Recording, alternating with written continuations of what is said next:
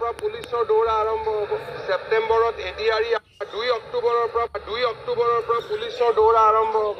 ছেপ্টেম্বৰত এডিআৰই আৰম্ভ হ'ব। ডিচেম্বৰৰ ভিতৰত এডুকেশ্যনত লিষ্ট আৰম্ভ হ'ব। নৱেম্বৰত মেডিকেলৰ নিযুক্তিৰ কাম আৰম্ভ হ'ব। গতিকে 50,000 নিযুক্তি আমি লাইনত দি দিছোঁ আৰু আমাৰ কাৰ্যকালতে ইয়াক সম্পন্ন কৰিব চেষ্টা কৰিম যদি কোৰ্ট কেছ নহয়। শিক্ষা বিভাগ, আৰক্ষী বিভাগ, এডিআৰই এই 2 অক্টোবৰৰ পৰা পুলিচৰ দৌৰা আৰম্ভ হ'ব। ছেপ্টেম্বৰত এডিআৰই আৰম্ভ হ'ব। ডিচেম্বৰৰ ভিতৰত 2 অক্টোবৰৰ পৰা পুলিচৰ দৌৰা আৰম্ভ হ'ব। ছেপ্টেম্বৰত এডিআৰই আৰম্ভ হ'ব। ডিচেম্বৰৰ ভিতৰত এডুকেশ্যনত লিষ্ট আৰম্ভ হ'ব।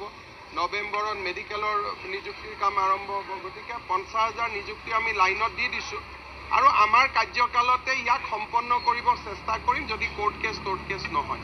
শিক্ষা বিভাগ, আৰক্ষী বিভাগ, এডিআৰই এই ধৰণে আমি আৰু নতুনকৈ 50,000 চৰকাৰী কৰ্মচাৰীক নিযুক্তি দিয়াৰ বাবে আমাৰ যি লক্ষ্য সেই লক্ষ্যত আমি জঁপিয়াই পৰিম।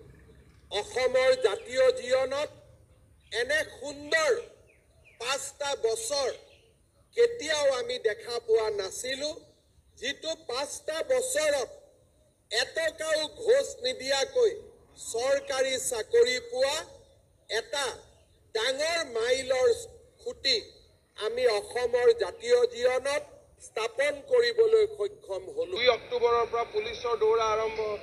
ছেপ্টেম্বৰত এডিআৰই আৰম্ভ হ'ব। ডিচেম্বৰৰ ভিতৰত 2 অক্টোবৰৰ পৰা পুলিচৰ দৌৰা আৰম্ভ হ'ব।